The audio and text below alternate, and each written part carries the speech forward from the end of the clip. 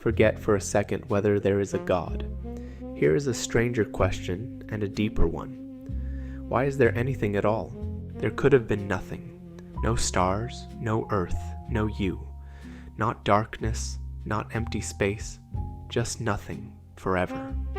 That was an option, and somehow it is not what happened. You are here instead, and no one has ever been able to say why. In 1714, an old German philosopher wrote the question down in its purest form.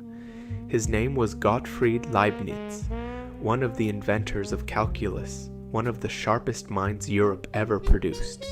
And in a short essay near the end of his life, he asked it, "Why is there something rather than nothing?" He thought it was the first question, the one underneath all the others. Before you can ask what the universe is made of, or how it began, you have to face the fact that it bothered to exist at all. So sit with the word nothing for a moment, because we use it too cheaply.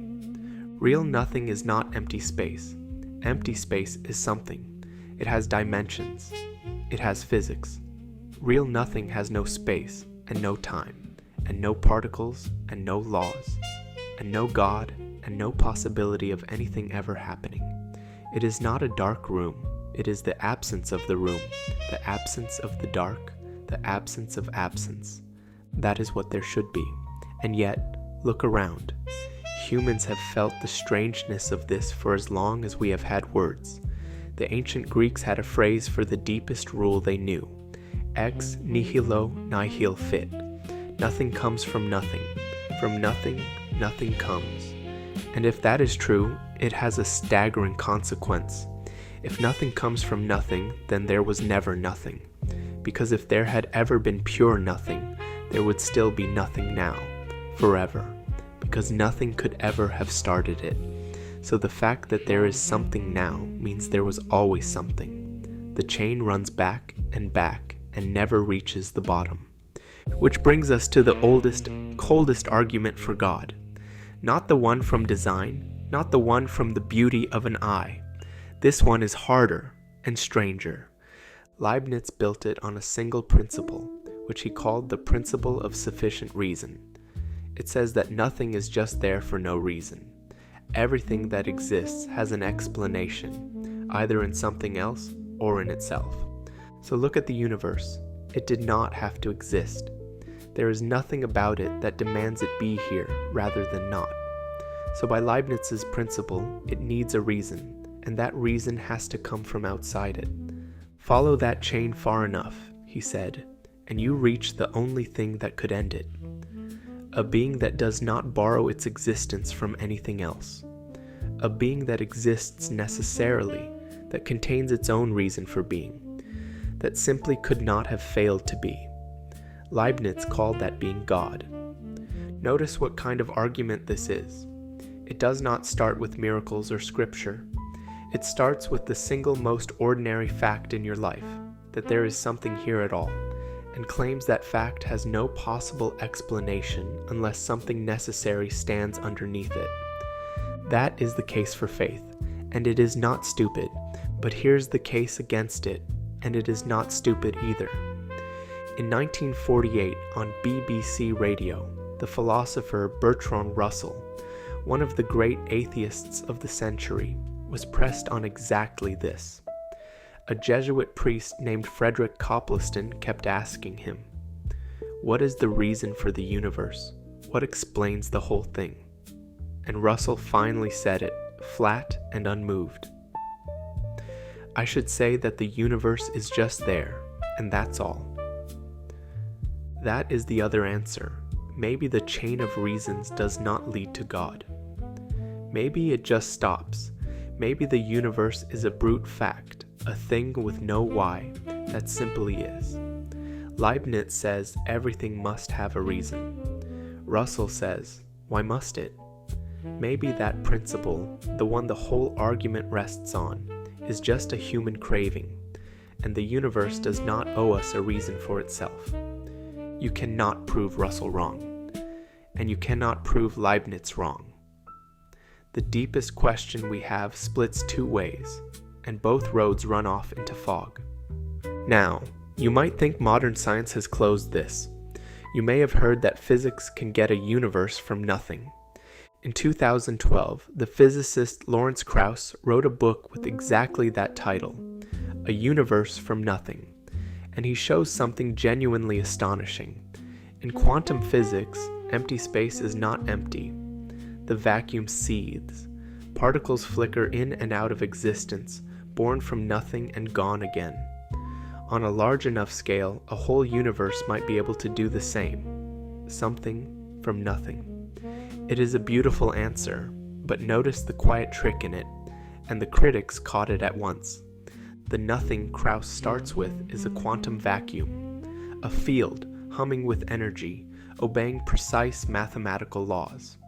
That is not nothing. That is a very particular, very lawful something. And so the question just slides back one step and waits for you. Why is there a quantum field rather than nothing? Why are there laws for it to obey? Physics is magnificent at explaining how one thing comes from another. It has never explained why there is a chain at all. And the strange thing is, the physicists know it. Stephen Hawking, at the very end of a brief history of time, imagines science finally finding the complete theory of everything, one set of equations that describes all of reality. And then he stops and asks the question the equations cannot reach. What is it, he wrote, that breathes fire into the equations and makes a universe for them to describe? You can have the perfect blueprint of everything that exists and still not know why any of it caught fire and became real instead of staying a clean, cold, unrealized possibility on a page. So here's where the question leaves us. Every answer eats itself. Say it is God. Then why is there God rather than nothing? Leibniz answers that God exists necessarily, but you are allowed to doubt that a necessary being even makes sense. Say it is a brute fact, just there, and that's all. Then the deepest truth about everything is that it has no reason, and you have to live in a universe whose foundation is a shrug. Say it is physics.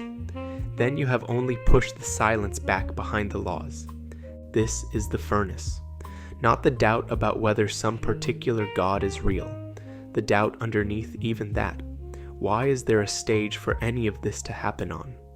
And maybe, just maybe, it was never a question to be answered. In 1921, a young Ludwig Wittgenstein ended his first great book with a line that has haunted philosophy ever since. He had spent the whole book on logic, on what can and cannot be said. And then, near the end, he wrote this: "It is not how things are in the world that is mystical, but that it exists." Read that again. The mystery is not the details, not how the atoms are arranged, not which galaxy is where. The mystery is the sheer, brute, impossible fact that there is a world at all, instead of nothing. And that, Wittgenstein thought, is not a problem to solve.